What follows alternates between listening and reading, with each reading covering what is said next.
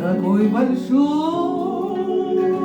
ветер напал на нашу стелу, с домишек сдул крыши, как с молока пену. И если гвоздь к дому пригнать концом острым, без молока сразу он сам пойдет в стену. Сломал ветлу ветер, саду сравнял грядки, аж корешок реки из почвы сам вылез, и, подкатясь боком к соседнему саду, чужую врос грядку и снова там вырос.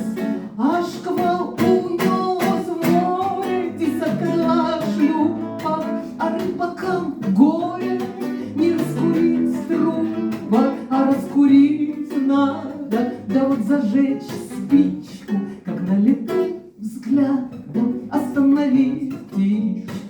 Какой большой ветер, ох, какой вихрь, а ты глядишь нежно, а ты сидишь тихо, и никакой силой тебя нельзя стронуть.